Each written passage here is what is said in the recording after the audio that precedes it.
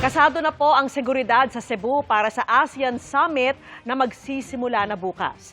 2 state leader na ang inaasahang nasa Cebu ngayong gabi. At nakatutok live si Luan May Rondina ng GMA Regional TV. Luan. Maayong gabi, Vicky. Isang araw na lang at bibida na ang Pilipinas sa pag-host ng 48th ASEAN Summit at related meetings na gaganapin dito sa Cebu. Seguridad ang kabilang sa mga tinutukan, lalo't dahil kabilang ang mga heads of state o leader ng mga bansa sa mga dadalo sa ASEAN Summit dito sa Cebu. Kasado na yan ayon sa tagapagsalita ng Central Visayas Regional Police. Bago pa man ang pagdating ngayong gabi ni na Pangulong Bongbong Marcos Jr., Sultan ng Brunei Darussalam na si His Majesty Haji Hassan Al-Bolkiah at ASEAN Secretary General Dr. Kau Kim Horn, may mga kalsada pang isinara ng 15 hanggang 30 minuto para sa convoy ng mga dadalo sa summit. The lockdown is a measure to ensure na mas maigsi pa nga yung pagdaan ng ating mga convoy package, no. We have to provide a convoy package suitable for each head of state according to their requirement.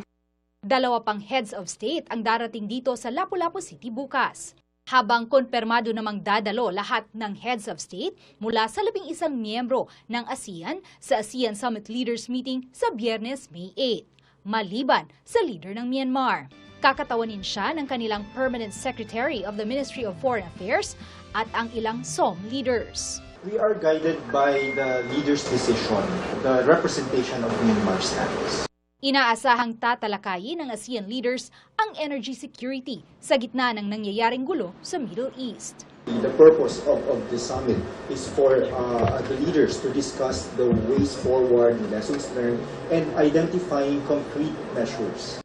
Dahil sa ASEAN Summit ay pinalawak pa ng Malacanang ang ipinatutupad na special non-working holiday mula sa Lapu-Lapu City at bayan ng Cordova, saklaw na rin dito ang lungsod ng Mandaue at Cebu City.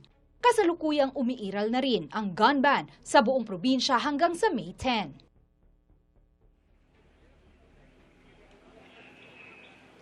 Vicky, panawagan ngayon ng mga otoridad sa publiko na sundin ang lahat ng mga ipinapatupad sa ASEAN Leaders Summit. At sa may mga flights ngayong gabi at bukas, panawagan ng mga otoridad na magtungo sa paliparan ilang oras bago ang nakatakdang flight. Vicky? Maraming salamat sa iyo, Luan May Rondina ng GMA Regional TV.